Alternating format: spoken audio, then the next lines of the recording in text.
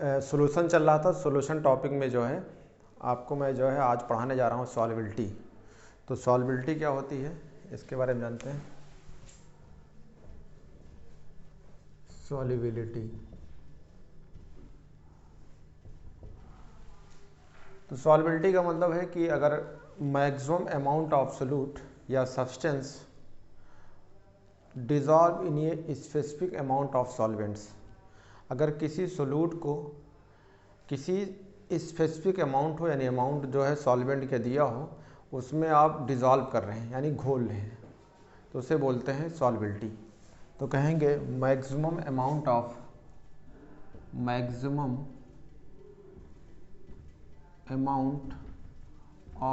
The substance का मतलब जो आप डाल रहे हैं सोल्यूट कह सकते हैं, substance that can dissolve in a specific amount of the solvent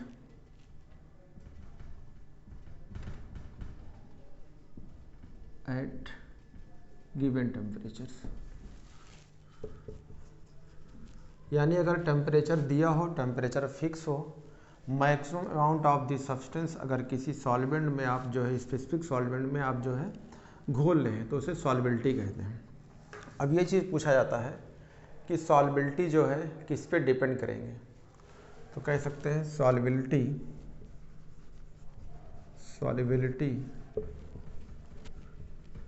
depend upon, किस पे डिपेंड करेगी।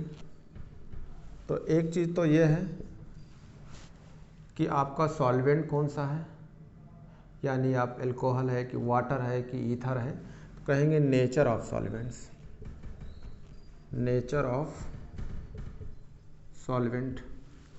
बच्चों दूसरा जो है जिसको आप घोल रहे हैं वो किस चीज़ से बनी है, आयनिक कंपाउंड है कि कोवैलेंट कंपाउंड है, यानी उसको भी नेचर पे डिपेंड करेगी, तो कहेंगे नेचर ऑफ सोल्यूट।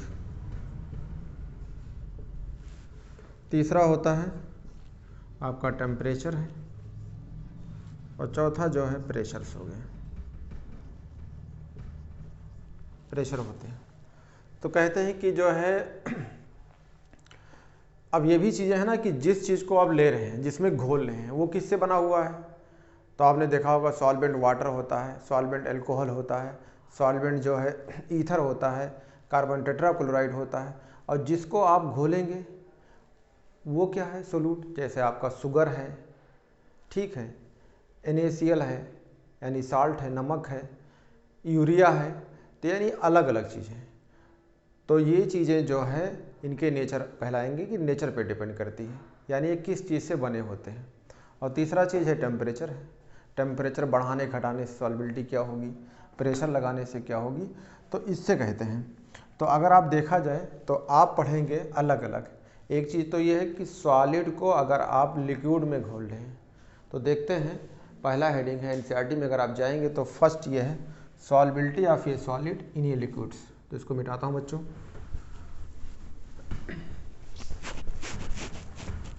तो आप देखते हैं पहला चीज़ है सॉल्वेबिलिटी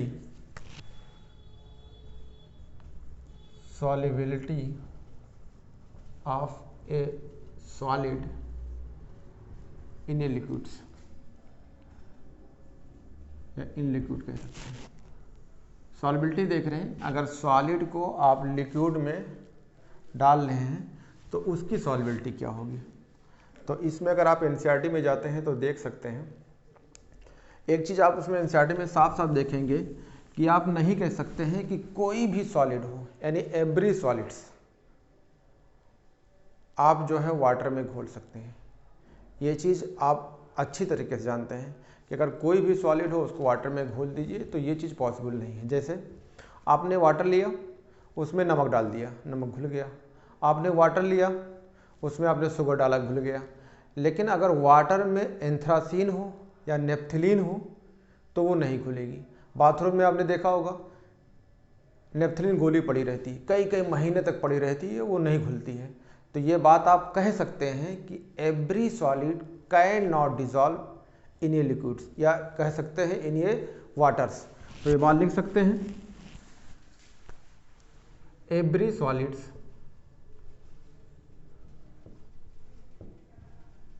कैन नॉट डिजॉल्व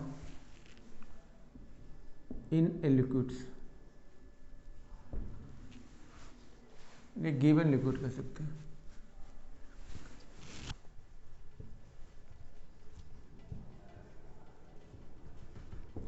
ये बात एकदम क्लियर है कि कोई भी सॉलिड को दिए हुए लिक्विड में नहीं घोल सकते हैं।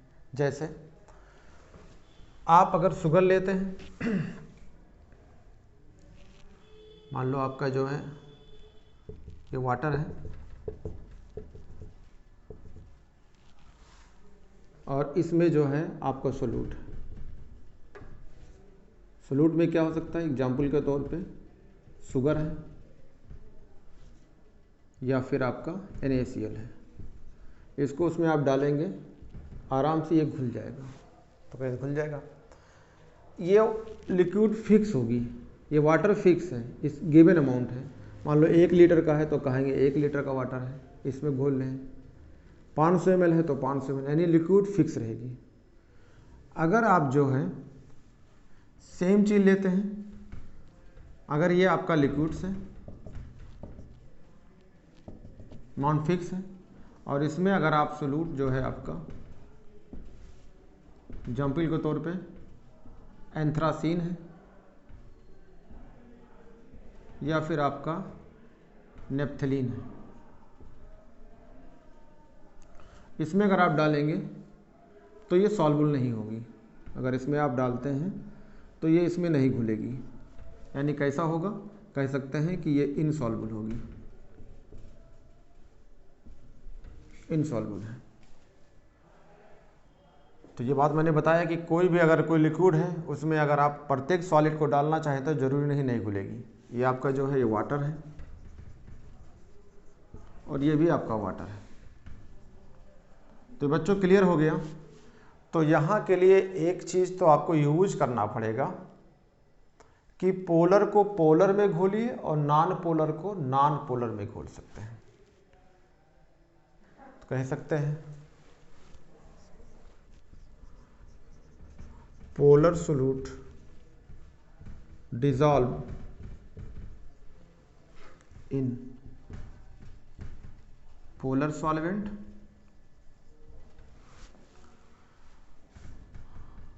Non polar सोलूट dissolve in non polar solvent. इसका उल्टा कर दीजिए कि नॉन पोलर को पोलर में डाल दें तब भी नहीं घुलेगी, या पोलर को नॉन पोलर में तब भी नहीं होगी। तो इसी को बोलते हैं like dissolve like, like dissolve like. तो एक तो क्लियर हो गया कि ये जो है सॉल्वेंट है आपका, तो ये किस चीज़ का है और ये किस चीज़ का है, यानी दोनों के नेचर पे डिपेंड करेगी। और एक चीज़ और कह सकते हैं, अगर जो है इंटरमॉलिक्यूलर फोर्स ऑफ अट्रैक्शन अगर कहा जाए तो इसका और इसका अगर सिमिलर होता है तब भी जो है वो चीज़ डिज़ॉल्व हो जाती है। तो ध्यान रखिएगा, लाइक डिज़ॉल्व लाइक, पोलर को पोलर में घोलना है, नॉन पोलर को नॉन पोलर में घोलना है। ठीक, तो ये चीज़ें एनसीईआरटी वर्ड थी। अब बच्चों इसको नोट करना है तो कर लीजिए। अब आप एक वर्ड आती है, छोटे छोटे वर्ड हैं कि सैचुरेटेड सॉल्यूशन क्या होता है, अनसैचुरेटेड सॉल्यूशन क्या होता है, डिसोल्यूशंस क्या होता है, क्रिस्टलाइजेशंस क्या होते हैं। इन सब वर्ड को जान लेते हैं। इसको मिटाता हूँ। तो ये रहा ये थ्योरेटिकली चीज़ें हैं।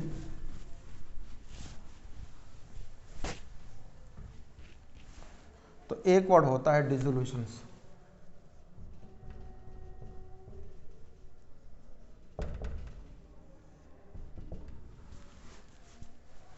कोई लिक्विड है या सॉल्वेंट्स है, उसमें सॉलिड को अगर आप उसमें डाल रहे हैं तो जब सॉलिड उसमें डालेंगे तो सॉलिड उसमें घुल जाएगी और घुलने के बाद उस सॉल्वेंट जो है उसमें सोलूट की मात्रा बढ़ जाएगी, यानी इसका मतलब यह है कि कंसंट्रेशंस बढ़ जाएंगे।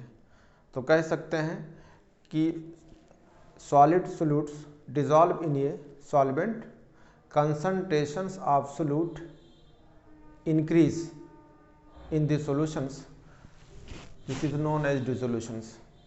तो dissolutions का मतलब लिखते हैं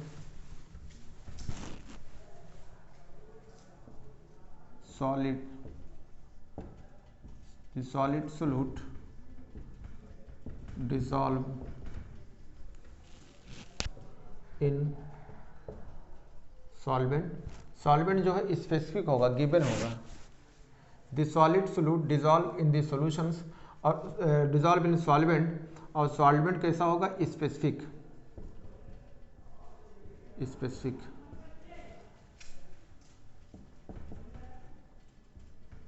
the concentrations of solutions increases, known as dissolutions।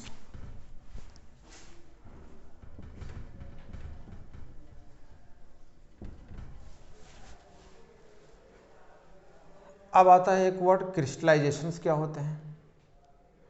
तो एक चीज तो आप जान लीजिए, इसको मिटाता हूं। जब भी हम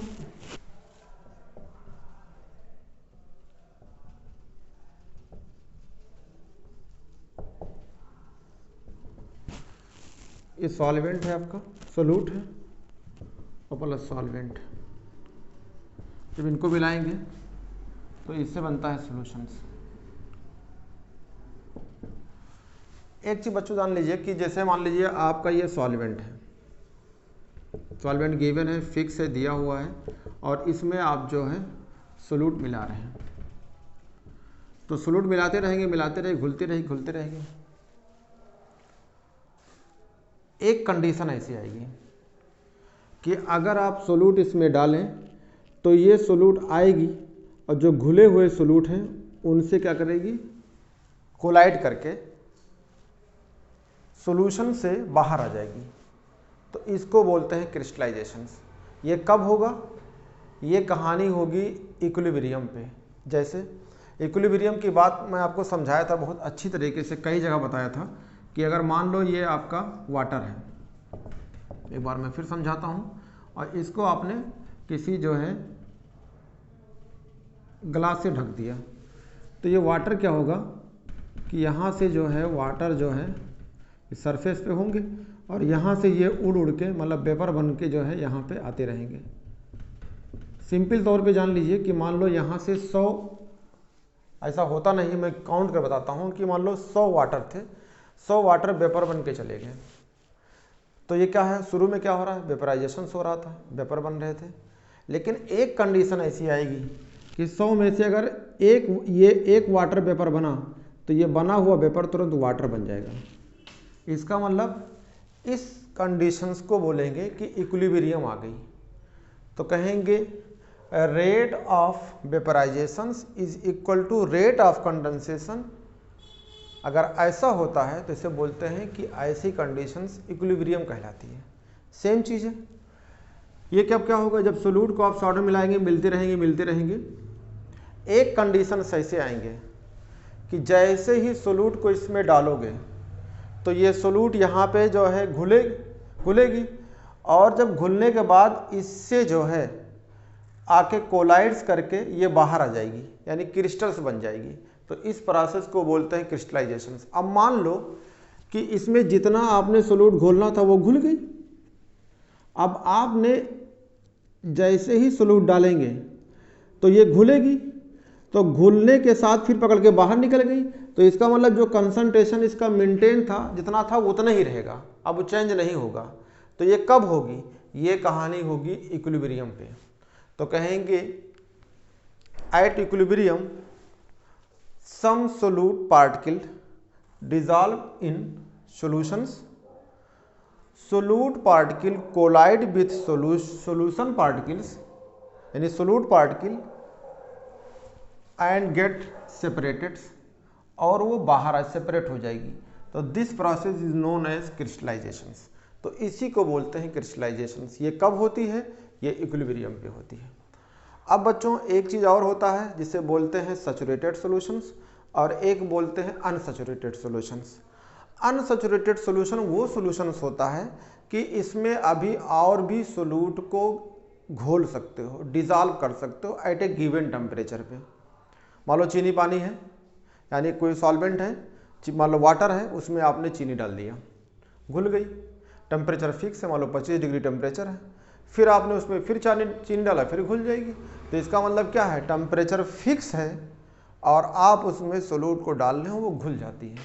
तो इसका मतलब है इसे बोलेंगे अनसैचुरेटेड सॉल्यूशंस। बच्चों एक होता है सैचुरेटेड सॉल्यूशंस। इसका मतलब क्या? सैचुरेटेड सॉल्यूशंस वो सॉल्यूशंस होते हैं दिए हुए टेम्परेचर, यानी टेम्परेचर गिवन होता है, उसमें no more solute can dissolves, यानी अब आप कोई भी सोल्यूट इस टेम्परेचर पे नहीं घोल सकते हैं, नहीं डिजॉल्व कर सकते हैं। तो इसको बोलते हैं मतलब सैचुरेटेड सॉल्यूशन। अनसैचुरेटेड में क्या होता है? आप अभी और सोल्यूट को डिजॉल्व कर सकते हैं दिए हुए टेम्परेचर, यानी गिवन टेम्परेचर पे, लेकिन अगर सैचुरेटेड सॉल्यूशन है तो अब दिए हुए टेम्परेचर पे अब सोल्यूट को नहीं डिजॉल्व, यानी अब ये संतृप्त हो गई, अब यह इससे ज़्यादा इसमें नहीं घोल सकते हैं।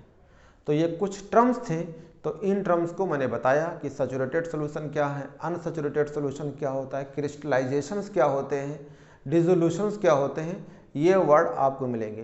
क्योंकि क्रिस्टलाइजेशन जो है ये आपको एनसीईआरटी एग्जाम्पलर में दिया हुआ है।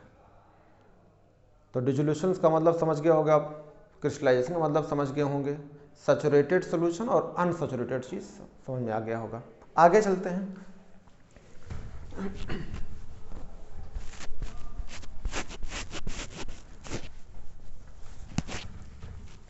अब आती है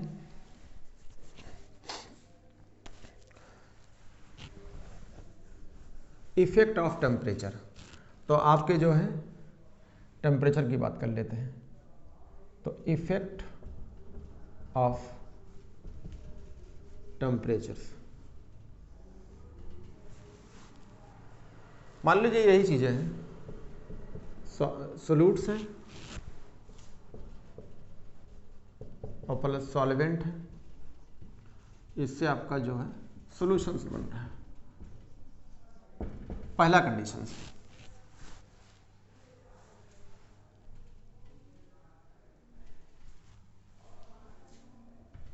पहला कंडीशन ये है कि अगर ऐसा हो रहा है तो आपकी जो प्रोसेस है ये डेल्टा, ऐसे भी लिख सकते हैं, एंथैल्पी ऑफ सॉल्यूशंस, अगर ये ग्रेटर देन 0 है, इसका वैल्यू क्या होगी? पॉजिटिव होगी। यानी आप कह सकते हैं कि ये अगर ऐसे लिखा हो तो बराबर पॉजिटिव हो सकती है इसकी वैल्यू। इसको क्या बोलेंगे? इंडोथर्मिक्स। तो इसको आप बोलते हैं इंडोथर्मिक। अगर ये कंडीशन दिया है, ठीक है, और ये कब होगा? ये कहानी ध्यान रखिएगा, सॉल्यूशन कैसा है? सैचुरेटेड है, सैचुरेटेड सॉल्यूशंस है, ध्यान दीजिएगा। सॉल्यूशन आपका सैचुरेटेड है, यानी इससे ज़्यादा अब आप नहीं घोल सकते। अब क्या करने जा रहे हैं? उसमें आप टेम्परेचर लगाने जा रहे हैं। इंडोथर्मिक है, तो अगर एक्सोथर्मिक या इंडोथर्मिक की अगर आपको एक्सप्लेन करना है तो इसको एक्सप्लेन करी जाती है ले चैटेरियर प्रिंसिपल्स। हिंदी में बोलते हैं ला शातालिए और इंग्लिश में बोलते हैं ले चैटेरियर प्रिंसिपल्स। ये ले चैटेरियर प्रिंसिपल्स क्या होते हैं? ये बताए थे कि इक्विलिब्रियम किधर शिफ्ट होगी।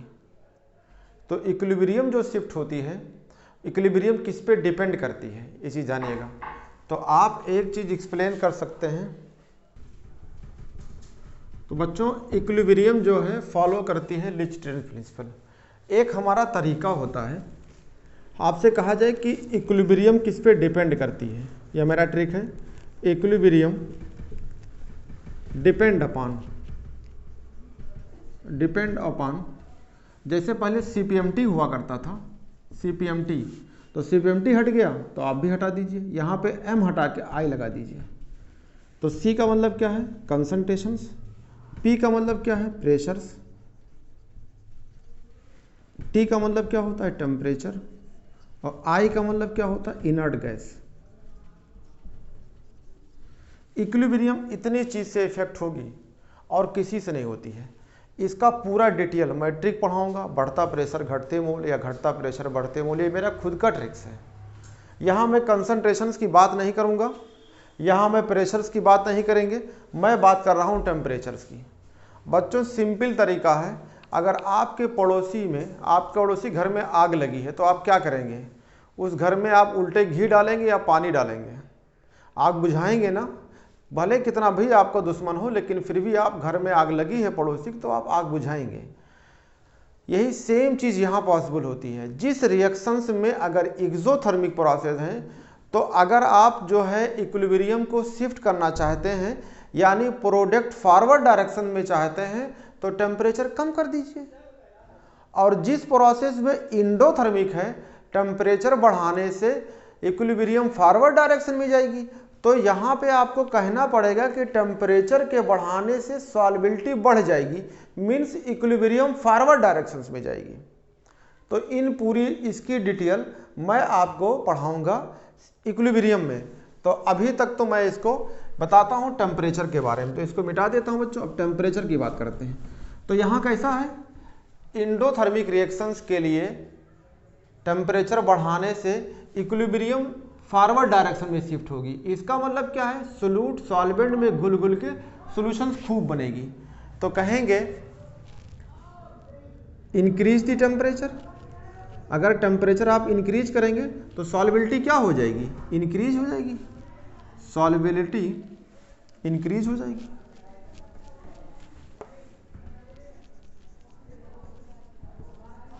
सॉल्बिलिटी क्या हो जाएगी? इंक्रीज हो जाएगी। कब?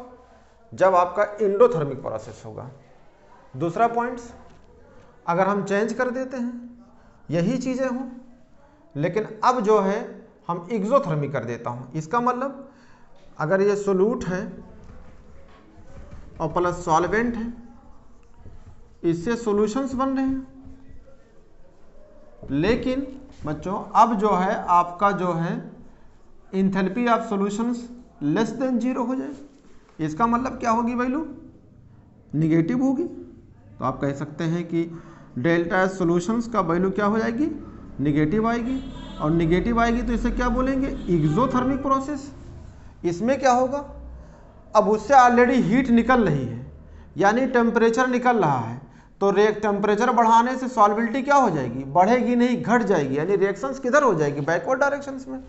तो अगर आप टेम्परेचर जो है इंक्रीज करते हैं तो सॉल्बिलिटी इंक्रीज नहीं होगी, सॉल्बिलिटी क्या हो जाएगी? आपकी डिक्रीज कर जाएगी। इनका जो अभी मैंने CPTI वर्ड इस्तेमाल किया था, कंसंट्रेशन, प्रेशर, इनर्ट गैस, इनको मैं इक्विलिब्रियम में बहुत डिटेल पढ़ाऊंगा और ट्रिक के साथ पढ़ाएंगे। तो ये रहा। अब आती है बच्चों इफेक्ट ऑफ टेम्परेचर हो गया। अब देखते हैं प्रेशर का इफेक्ट क्या है। तो ये देखा जाता है कि अगर किसी सॉलिड को लिक्विड में डिसॉल्व कर रहे हैं तो प्रेशर का कोई इफेक्ट नहीं होता है। क्यों? क्योंकि ऐसा माना जाता है कि लिक्विड या सॉलिड जो है प्रेशर लगाने से कंप्रेस नहीं होंगे। जब कोई चीज़ कंप्रेस ही नहीं हो रही है तो इसका मतलब है कि प्रेशर का इफेक्ट सॉलिड पे नहीं होता है। तब कहाँ होता है? ये चीज़ गैस के लिए होती है। प्रेशर लगाने से इफेक्ट दिखेगी गैस में। तो आप अगर कहा जाए effect of pressure, effect of pressure, pressure का क्या इफेक्ट होगा? तो कहेंगे नो इफेक्ट, कोई इफेक्ट नहीं होती है सॉलिड या लिक्विड पे। इसका मतलब रीजन क्या होगा कि सॉलिड जो है या लिक्विड है प्रेशर लगाने से कंप्रेस नहीं होगी, दबेगी नहीं। जब कंप्रेस ही नहीं होगी तो उसका कोई इफेक्ट नहीं होगा। तो ये चीज़ आपका था कि सॉलिड को लिक्विड में डिसॉल्व कर रहे हैं तो तब क्या है।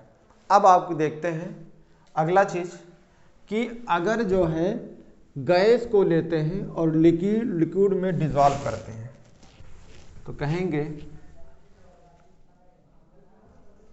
Gas dissolve in liquids. इस पे देखा जाए क्या इफेक्ट आएगा। तो अगर आप गैस को लिक्विड में डिसॉल्व कर रहे हैं तो क्या होगा। तो ये चीज़ आप तो जानते हैं बच्चों कि गैस को लिक्विड में डिसॉल्व करेंगे तो डिसॉल्व होगी, और जिससे ज़्यादा प्रेशर आप बढ़ाएंगे तो सॉल्युबिलिटी ऑफ गैस की बढ़ेगी। जैसे आप ये भी जानते हैं कि ऑक्सीजन हुआ, बहुत सारे गैस जो होते हैं वाटर में डिसॉल्व होते हैं, लेकिन अगर ऑक्सीजन की बात किया जाए तो ऑक्सीजन जो है पानी में कम डिसॉल्व होती है। बहुत सारे एक्वेटिक एनिमल्स होते हैं जो वो डिसॉल्व ऑक्सीजन लेते हैं।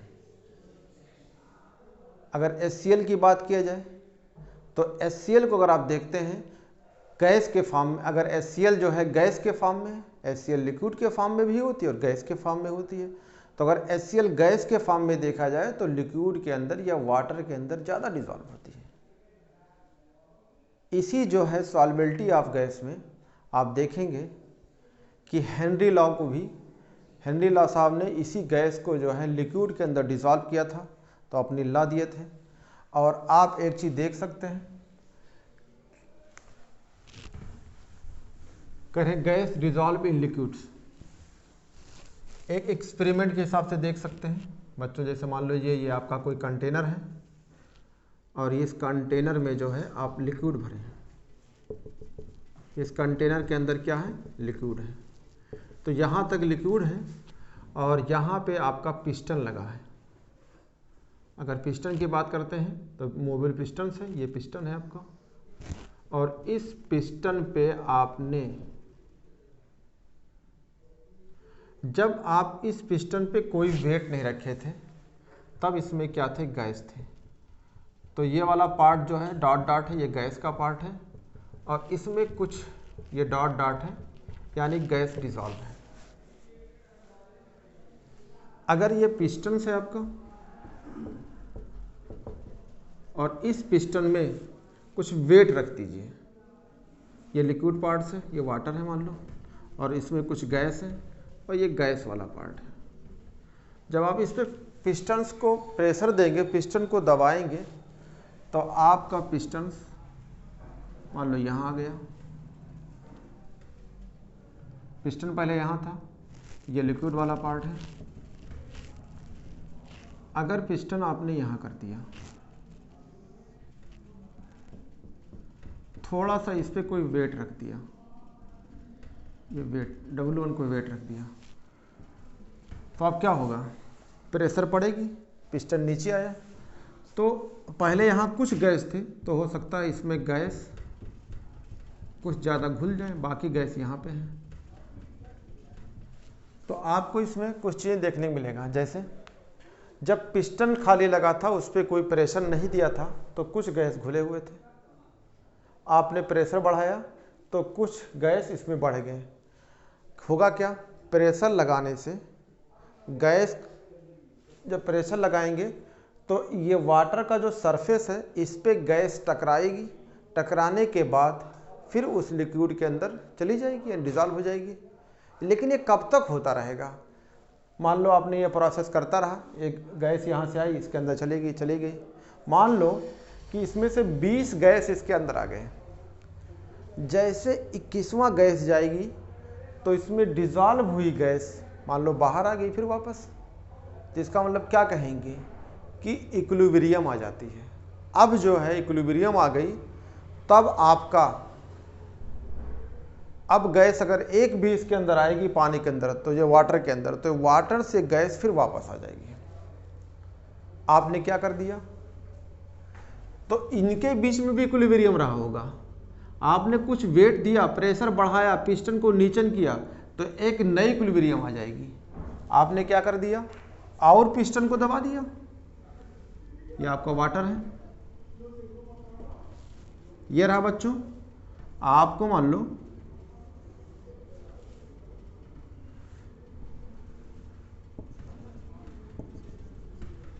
अब आपने पिस्टन्स को यहाँ कर दिया, तो अगर पिस्टन को आपने यहाँ कर दिया, अब की वेट आपने और बढ़ा दिया, प्रेशर बढ़ा दिया, W1 कर दिया, ये W2 कर दिया, ये W3 ये कर दिया, तो अब आपको यहाँ पे ज़्यादा गैस मिलेगी, यहाँ पे गैस कम रहेगी। अगर जो है फिर इसमें क्या होगी, फिर जब आप पिस्टन को प्रेशर देंगे उसके बाद फिर गैस डिजॉल्व होगी, फिर उसमें एक कंडीशन आएगा, यानी ज़्यादा गैस इसमें घुल गई। अब अगर इसमें से एक भी गैस इसमें घुली तो घुली हुई गैस पानी से बाहर आ जाएगी, इसका मतलब फिर एक नई इक्विलिब्रियम आ जाएगी। यानी इसका मतलब प्रेशर बढ़ाने से सॉल्युबिलिटी ऑफ गैस बढ़ जाती है। ये आपका इसी पे जो है हेनरी ने अपना जो है थ्योरी दिया। क्या थ्योरी दिया? अब ध्यान दीजिएगा बच्चों, ये वाटर का सरफेस है, ये वाटर का सरफेस है और ये वाटर का सरफेस है, तो इसमें जो भी गैस होंगे ये अपनी पर्टिकुलर जो है गैस क्या करेंगे, अपनी सिंगल गैस उस पे प्रेशर देंगे, तो इसी को क्या बोलेंगे, पार्शियल प्रेशर्स। तो यहां पे जो कहते हैं कि solubility of gas in a liquids directly proportion partial pressure of the gas, यही इनकी थ्योरी थी। लेकिन हेनरी साहब ने बाद में इसे जो है थोड़ी सी मॉडिफाइड कर दिया। किसमें? इन्होंने इसी चीज को मोल फ्रैक्शंस में इस्तेमाल कर लिया। Partial pressures of A gas in a liquid directly proportional mole fractions of the gas, ये चीज इन्होंने हेनरी लॉ कह दिया। तो आओ देखते हैं बच्चों हेनरी लॉ क्या है। बच्चों जो है ये जो मैंने आपको समझाया अभी कि जो आपका पिस्टन्स है उस पर गैस भरे होंगे, तो उस गैस जो है अपना पर्टिकुलर जो गैस होंगे वो उस पर सरफेस के ऊपर प्रेशर देंगे, फिर उसके बाद में उस लिक्विड के अंदर चले जाएंगे। यानी प्रेस तो मतलब क्या है, solubility of A gas in a liquid directly proportional partial pressure of the gas. इसका मतलब क्या है, solubility of A gas in a liquids directly proportional partial pressures of the gas, ध्यान दीजिएगा, of the gas present above the surface of liquids. यानी जो है आपके लिक्विड का जो सरफेस होगा उस पे देखना है, अबव दी। तो कोई गैस जब सॉल्युबल होगी तो वो अपनी पर्टिकुलर जो है प्रेशर्स लगाएगी सरफेस के ऊपर, तो ये कहेंगे solubility of the gas in a liquid directly proportional pressures of the gas, pressure partial pressures कह सकते हैं, ऑफ द गैस अबव, ये वर्ड ध्यान रखिएगा, अबव द सरफेस, किसके सरफेस, ऑफ लिक्विड्स। यही चीज थी, ये क्या चीज थी, ये हेनरीज लॉ है। लेकिन इस हेनरी लॉ ने इसे मॉडिफाइड कर दिया। सॉल्युबिलिटी ऑफ गैस जो होगी किसी लिक्विड में वो डायरेक्टली प्रोपोर्शनल होती है, जो लिक्विड का सरफेस होगा उस पे पार्शियल प्रेशर्स, यानी सिंगल अपनी पर्टिकुलर गैस की, तो इसको मॉडिफाइड कर सकते हैं। अब इसको आपको ऐसा उलट के लिखिए, समझिए क्या कह दिया इन्होंने कि partial pressures of the gas above the surface of liquid, यानी P, इसको डायरेक्टली प्रोपोर्शनल कह दिया मोल फ्रैक्शंस ऑफ द गैस। किसमें? Mole fraction of the gas, जो गैस जो है उस पानी के अंदर घुली थी उसका मोल फ्रैक्शंस। तो इसका मतलब क्या है यार, जितने ज़्यादा अगर हम मोल के फॉर्म में बात करेंगे तो जितने ज़्यादा गैस का मोल होगा, यानी मोल में अगर लेते हैं डिज़ोल्व होगी, तो इसका मतलब अगर मोल ज़्यादा है तो मोल फ्रैक्शन ज़्यादा होगा, क्योंकि मोल फ्रैक्शन से निकालते किससे हैं? मोल से ही। तो उन्होंने कह दिया कि partial pressure of the gas above the liquid surface is directly proportional mole fraction of the gas, यानी जो गैस उस मतलब सॉल्वेंट या लिक्विड में घुल गए हैं उसका मोल फ्रैक्शंस, यही है हेनरी लॉ। तो अगर आप इसको हटाओगे तो इन्होंने अपना एक कांस्टेंट दिया जिसका नाम है के, और यहाँ कह दिया है हेनरी लॉ कांस्टेंट, और ये मोल फ्रैक्शंस है। बच्चों अगर आपको हेनरी लॉ कांस्टेंट की यूनिट निकाला जाए, यूनिट ऑफ के एच की, तो कैसे निकालेंगे? ये हो जाएगा P/X। तो मोल फ्रैक्शंस की तो कोई यूनिट नहीं होती है, तो सिर्फ किसकी होगी? प्रेशर्स की यूनिट, और प्रेशर की जो यूनिट होगी वही हेनरी लॉ कांस्टेंट हो जाएगी। तो अगर आपसे कहा जाए प्रेशर्स की यूनिट क्या होगी, जब इसकी कोई यूनिट ही नहीं होती है, इसका कोई यूनिट ही नहीं है, तो इसी की यूनिट होगी। तो प्रेशर को किस में लेते हैं? प्रेशर को आप एटमॉस्फेयर में लेते हैं, प्रेशर्स को आप बार में लेते हैं, प्रेशर को आप टॉर में लेते हैं, प्रेशर को आप mmHg में लेते हैं, पास्कल में लेते हैं। तो ये सब जो यूनिट होगी वही हेनरी लॉ कांस्टेंट की यूनिट हो जाएगी।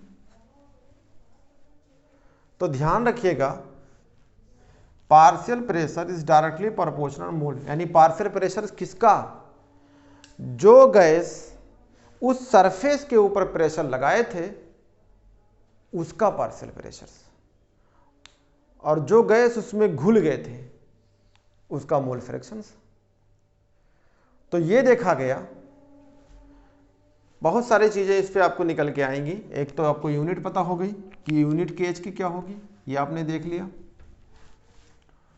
अब के एच के अगर बारे में पता किया जाए तो हेनरी लॉ कांस्टेंट जो होती है ये नेचर ऑफ गैस पे भी डिपेंड करेगी। आपका कौन सा गैस है, हीलियम है, ऑक्सीजन है, नाइट्रोजन है, यानी अलग अलग गैस के लिए अलग अलग हेनरी लॉ कांस्टेंट होगी। सॉल्युबिलिटी से भी आप देख सकते हैं। देखो हेनरी लॉ कांस्टेंट और सॉल्युबिलिटी में अगर रिलेशन दिया जाए, ये सॉल्युबिलिटी तो है, अरे ये पार्शियल प्रेशर्स अभी तो आपको बताया कि डायरेक्टली प्रोपोर्शनल किसके? सॉल्युबिलिटी के लिए, और इसी पार्शियल प्रेशर को चेंज कर सॉल्युबिलिटी को चेंज करके मोल फ्रैक्शन ले लिया। तो अगर किसी का हेनरी लॉ कांस्टेंट ज़्यादा होगी तो उसका मोल फ्रैक्शंस क्या होगी? कम होगी, इसका मतलब उसकी सॉल्युबिलिटी कम होगी। तो आओ बच्चा आगे चलते हैं। अगर इसको एक्सप्लेन किया जाए तो इसको मिटा देते हैं।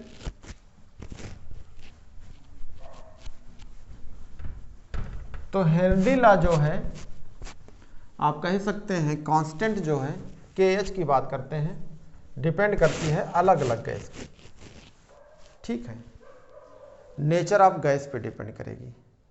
सॉल्युबिलिटी से रिलेशंस आप बता सकते हैं। तो आओ चलते हैं आगे। तो ये देखते हैं के एच के बारे में। तो बच्चों आओ देखते हैं हेनरी लॉ कांस्टेंट यानी के एच जो है depend upon nature of gas, यानी गैस के नेचर पे डिपेंड करेगी। इसका मतलब के एच जो होगी डिफरेंट होगी फॉर डिफरेंट गैस के लिए भी कह सकते हैं। के H value different for different gas. आप एनसीईआरटी में जाएंगे तो वहाँ चार्ट में देख सकते हैं कि के एच की वैल्यू जो होती है अलग अलग गैस के लिए अलग अलग होगी। अगर टेम्परेचर फिक्स कर दिया जाए, 298 टेम्परेचर पे देखा जाए कि हीलियम की कितना होगी, ऑक्सीजन कितना होगा, नाइट्रोजन कितना होगा, यानी इसकी वैल्यू कितना कितना होगी, तो अलग अलग वैल्यू होगी। तो अलग अलग वैल्यू होगी तो सॉल्युबिलिटी भी तो अलग अलग हो जाएगी। आप ये भी कह सकते हैं, ये बात आपको बता दिया, ये भी आप कह सकते हैं के एच जो है और सॉल्युबिलिटी में रिलेशंस क्या होगा, तो इनवर्सली कह सकते हैं। सॉल्युबिलिटी इनवर्सली प्रोपोर्शनल किसके, KH के। कैसे, अभी तो आपको बताया, ये कहाँ से आया, ये फार्मूला यहीं से आया, KH इक्वल टू क्या हो गया, अभी आपको निकाले थे तो P/X था। अरे पार्शियल प्रेशर बताया था डार्ट, तो ये हो जाएगा KH इंटू एक्स, तो KH बराबर क्या, P/X। तो अगर आपको प्रेशर कांस्टेंट कर दें, एक एटमॉस्फेरिक प्रेशर अगर कर दिया जाए, यानी किसी भी यूनिट पे ले लेते हैं, तो इसका रिलेशन कैसा है, इनवर्सली। तो ये x क्या है, मोल फ्रैक्शंस, और मोल फ्रैक्शन ही क्या है, मोल फ्रैक्शन ये वो चीज है कि कितनी गैस घुली है, यानी मोल में देखेंगे तो कितना मोल घुला है। तो देखिए अगर किसी की KH वैल्यू ज्यादा है तो मोल फ्रैक्शंस क्या होगा, कम, इसका मतलब सॉल्बिलिटी कम हो जाएगी, मोल में निकालेंगे। तो वही चीज कह सकते हैं, अगर यहां से रिलेशन देखा जाए तो ये वही चीज है। तो सॉल्बिलिटी इनवर्सली प्रोपोर्शनल किसके, KH के। तो अगर आप NCERT में जाके चार्ट में देखेंगे तो आप उससे पता हो जाएगी कि अगर अलग अलग गैस की KH दिया है तो जिसकी KH वैल्यू ज्यादा होगी उसकी सॉल्बिलिटी कम होगी। एक चीज और कह सकते हैं, KH value depend upon nature of gas and solvent भी कह सकते हैं। क्यों, क्योंकि हम इसको किसमें घोल के देख रहे हैं, पानी में। अगर पानी चेंज कर दिया, कोई दूसरा सॉल्वेंट ले लें तो उसमें दूसरी चीज हो जाएगी। तो कहेंगे KH depend upon nature of gas and solvent भी कह सकते हैं। लेकिन NCERT में गैस की बात कहा है, तो हमने पर्टिकुलर वाटर ले लिया। तो वाटर में अगर आप देखते हैं बच्चों, तो ये चीज आपको क्लियर हो गया कि अगर आप देखेंगे तो KH और इसमें इनवर्सली रिलेशन है। टेम्परेचर की बात करते हैं, टेम्परेचर, ये भी NCERT में एक बात दिया था कि टेम्परेचर के बढ़ाने से KH वैल्यू क्या होगी, तो ये बढ़ जाती है, जनरली होता है, बढ़ जाती है। तो अगर आप टेम्परेचर इंक्रीज करते हैं, मान लो टेम्परेचर है, इंक्रीज करेंगे तो KH वैल्यू क्या हो जाएगी आपकी, इंक्रीज हो जाएगी। तो सॉल्बिलिटी क्या हो जाएगी, डिक्रीज हो जाएगी, सॉल्बिलिटी आपकी डिक्रीज हो जाएगी। हम इस चीज को आपको NCERT के चार्ट में दिखाते हैं, ठीक है। तो NCERT लेते हैं, दिखाता हूं आपको। तो बच्चों मैंने गैस ले लिया, गैस कौन कौन है, हीलियम है, हाइड्रोजन है और नाइट्रोजन है। हमने अभी टेम्परेचर फिक्स कर दिया, यानी 293 है। तो KH वैल्यू कितना है, 14469 है और 76 है, मतलब एक कॉमन मल्ली मान लिया है, उसे पॉइंट में भी दिया है, आपके सामने है कि 144.97, 69.16, 76.48, ये रहा। अच्छा देखो, अलग टेम्परेचर हमने जब सेम किया तो हेनरी लेग कांस्टेंट की वैल्यू क्या है, अलग अलग है। अब ये बताओ, अगर आपसे कहा जाए कि हीलियम को हमने पानी में घोलना हो, सबको, अगर ये हीलियम है, किसको डिजॉल्व कर रहे हैं, वाटर के अंदर, आपका मान लो ये वाटर है, वाटर के अंदर है, तो आपसे क्या पता चलेगा, KH वैल्यू बहुत ज़्यादा है, तो इसका मतलब ये पानी क्या होगी, इनसॉल्युबल, घुलेगी नहीं। देखो ये कितना है, 69 है, इसका मतलब इससे कम हो गया, तो आपको पता हो गया कि हाइड्रोजन जो है इसकी वैल्यू कम है तो ये पानी में घुल जाएगी। अगर आप देखा जाए नाइट्रोजन है, इसकी वैल्यू कम है तो ये घुल जाएगी। तो KH की वैल्यू ज़्यादा होने से सॉल्बिलिटी कम हो जाएगी। तो आपको पता है कि हीलियम जो है वैल्यू बहुत ज़्यादा होती है तो पानी में डिजॉल्व नहीं होती है। ये तो सेम टेम्परेचर की बात है, अलग अलग वैल्यू है, हमने अलग ले लिया। नाइट्रोजन है और नाइट्रोजन है, 293 पे जब टेम्परेचर इतना था तब इसकी वैल्यू 76.48 था। टेम्परेचर हमने बढ़ा दिया तो देखो वैल्यू बढ़ गई, तो टेम्परेचर के बढ़ाने से KH वैल्यू बढ़ जाएगी। एक बात ये भी पता चल गया। ऑक्सीजन में देखेंगे 293 टेम्परेचर पे 34 था, 0.86 है, अगर बढ़ा दिया तो बढ़ गया। तो टेम्परेचर के बढ़ाने से KH वैल्यू तो बढ़ जाती है, तो सॉल्बिलिटी क्या हो जाएगी, घट जाएगी। अगर आप अलग अलग गैस ले लीजिए, कह दीजिए कि मान लो क्वेश्चंस बना दिया है कि अगर मान लो ये गैस है, हीलियम है, हाइड्रोजन है, नाइट्रोजन है, मान लो क्वेश्चंस बना दिया कि हीलियम, हाइड्रोजन और नाइट्रोजन इनके KH वैल्यू दिया ऐसे करके, आर दी KH वैल्यू कितना कितना दिया है, 14497, 69.16 एंड 76.48। तो कहते हैं ऑर्डर ऑफ सॉल्युबिलिटी या इंक्रीजिंग ऑर्डर ऑफ सॉल्युबिलिटी कह दें। तो आप कह देंगे जिसकी KH की वैल्यू कम है उसकी सॉल्युबिलिटी ज़्यादा होगी। तो किसको कहेंगे? सबसे ज़्यादा किस में होगी? हाइड्रोजन की। फिर किससे कहेंगे? इसकी नाइट्रोजन की होगी। फिर किसकी होगी? हीलियम की होगी। ये क्वेश्चन आ चुका है, इस तरह क्वेश्चन आ चुके हैं। तो हेनरी लॉ कांस्टेंट से आप सॉल्युबिलिटी बता सकते हैं। टेम्परेचर के बढ़ा देने से हेनरी लॉ कांस्टेंट बढ़ जाती है तो सॉल्युबिलिटी कम हो जाएगी। ये चीज़ें हैं। अब ये चीज़ें आपको जो है ग्राफ में भी देख सकते हैं। हेनरी लॉ कांस्टेंट्स, अगर हेनरी लॉ कांस्टेंट और पार्शियल प्रेशर, मतलब ये अगर आपसे पार्शियल प्रेशर और मोल फ्रैक्शंस में ग्राफ देखा जाए तो आप ग्राफ बता सकते हैं। कैसा ग्राफ होगा? Directly proportional. एक चीज़ बच्चों और आप देख सकते हैं, क्या चीज़ है?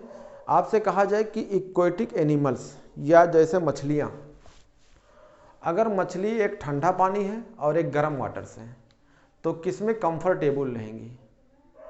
तो जब पानी ठंडा रहेगा यानी टेम्परेचर कम रहेगी, तो जब टेम्परेचर कम रहेगी तो हेनरी लॉ कांस्टेंट्स कम रहेगी यानी ये कम रहेगी, तो सॉल्युबिलिटी क्या होगी? गैस की ज़्यादा रहेगी। तो अगर एक ठंडा तालाब है और एक हल्का सा गर्म है तो दो चीज़ें, आजकल ठंडी का मौसम है और एक मई जून का मौसम रहे, तो आपसे पूछा जाए कि इक्वेटिक लाइफ वाले एनिमल्स जो होते हैं, जो पानी में रहते हैं, वो किस में कंफर्टेबल रहेंगे? तो किस में कहेंगे? ठंड वाले टाइम में। क्यों? क्योंकि इस टाइम टेम्परेचर कम होगी, तो जब टेम्परेचर कम होगा तो हेनरी लॉ कांस्टेंट कम होगी, तो सॉल्युबिलिटी ऑफ गैस की क्या होगी? ज़्यादा होगी, यानी ऑक्सीजन उसमें ज़्यादा डिजॉल्व होगा, तो वो आराम से रह सकती हैं। तो ये बातें आप कह सकते हैं कि गर्मी के कंपेरिजन ठंड के मौसम में मछलियाँ ज़्यादा कंफर्टेबल होंगी क्योंकि ऑक्सीजन ज़्यादा डिजॉल्व होगा। अब अगर आपसे पूछा जाए कि इस पे ग्राफ बताइए तो बच्चों आप ग्राफ बता सकते हैं। तो ये रहा ग्राफ। तो पार्शियल प्रेशर्स और हेनरी लॉ कांस्टेंट में ग्राफ, यानी पार्शियल प्रेशर और मोल फ्रैक्शंस में ग्राफ।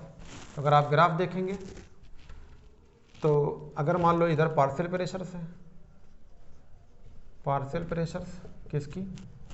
गैस की, और इधर मान लो मोल फ्रैक्शंस ऑफ गैस की है, तो ग्राफ कहाँ से पास होगी? ओरिजिन से, स्ट्रेट लाइन होगी।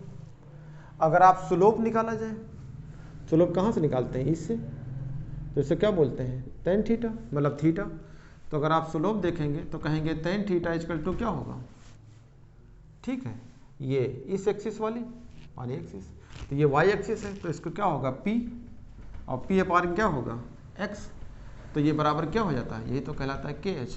तो आप इसे जो है स्लोप भी निकाल सकते हैं, यानी KH वैल्यू निकाल सकते हैं। KH बराबर P अपान एक्स। अगर एंगल दिया है तो आप निकाल सकते हैं। बच्चों ये ग्राफ दिया था, अगर आप देखेंगे एनसीईआरटी में तो ग्राफ दिया है, HCl गैस को लिया है मोल फ्रैक्शंस और HCl गैस की पार्शियल प्रेशर दिया है।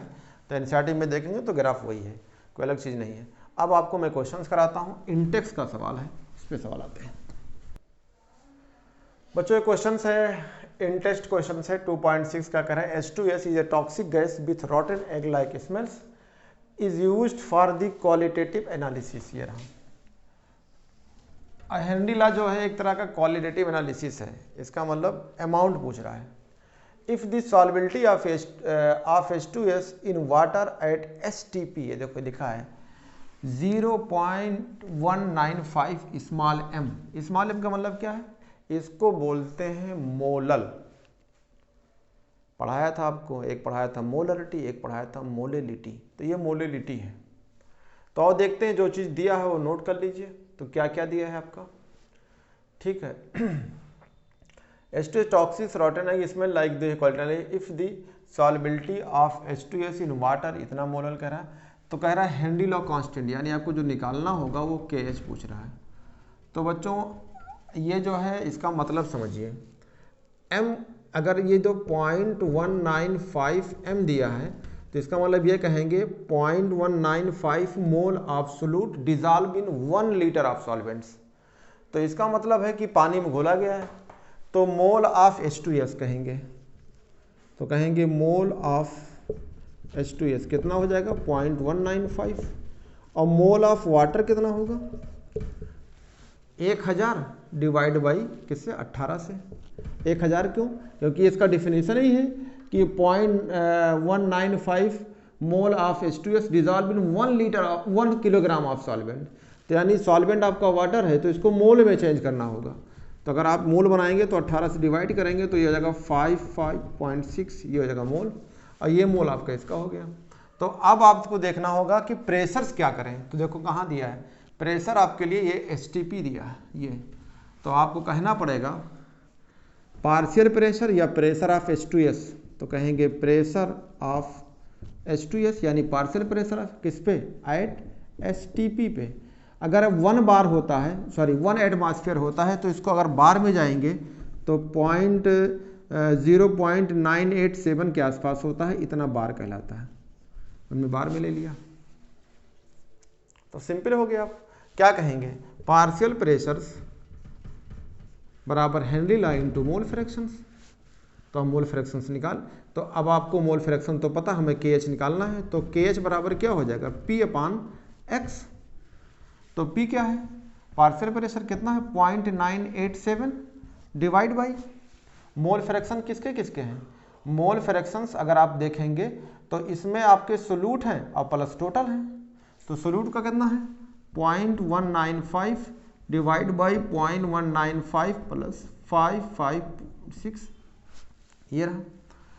तो इसको अगर आप सॉल्व करेंगे बच्चों, तो कैसे सॉल्व करेंगे, इसको आप इसमें सॉल्व करेंगे, फिर इसको इसमें मल्टीप्लाई कर देंगे, फिर डिवाइड करेंगे। तो इसको आप डिवाइड करेंगे तो ये NCERT इंटेस्ट का सवाल है, तो नियर अबाउट 23 आसपास आती है। 23 किस में आएगी, आप हेनरी लॉ कांस्टेंट है तो आप समझ सकते हो, बार में लिया हूँ। तो अगर आप इसको डिवाइड करिएगा, मैंने इसको डिवाइड आपको बता देता हूँ, ये आपका होमवर्क है, इसको डिवाइड कर लीजिएगा, एग्जैक्ट वही आती है। तो नियर अबाउट हो जाता है 23 नहीं 282 के आसपास बार आती है। इसको डिवाइड करिएगा तो इतना आएगा, ठीक है 282। ये जो है अगर आप इंटेक्स के अगर आप आंसर देखना चाहते हैं तो एक्सरसाइज जहाँ में NCERT खत्म होती है उसके जस्ट नीचे जो है एक्सरसाइज के नीचे ही इंटेक्स का जो है आंसर दिया होता है।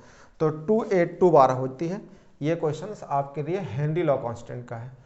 इंटेक्स का दूसरा क्वेश्चन है, सेम ऐसे है, उसमें भी क्या करना पड़ेगा आपको, दूसरा सवाल दिया है जैसे 2.6 है टू 2.7 वाला देखेंगे इंटेक्स में, तो उसमें कुछ नहीं है। ये मोल फ्रैक्शंस जो पूछा हुआ है आपके तो है पूछा था, उसमें मोल फ्रैक्शंस के बजाय अमाउंट पूछ लिया था। तो मोल निकालेंगे पहले, आप जो क्या करेंगे जैसे H2S ही तो H2S रहेगा, तो H2S का आपने मोल फ्रैक्शन निकाल लिया, मोल फ्रैक्शन से कन्वर्ट कर लीजिए किसके अंदर, मोल में, फिर मोल को मॉलिक्यूलर वेट से मल्टीप्लाई कर देंगे तो आपका ग्राम में आ जाएगा। तो ये सेम क्वेश्चन से एक और है इंटेक्स में, आप उस क्वेश्चन को ट्राई करिएगा।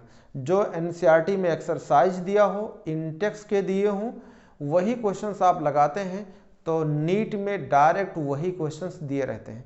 बच्चों इधर उधर का कुछ भी नहीं पढ़ना है, कोई फालतू नहीं पढ़ना है, सिर्फ NCERT पढ़ना है। तो आपको नेक्स्ट लेक्चर में इसके आगे मिलेंगे। आज यहीं तक।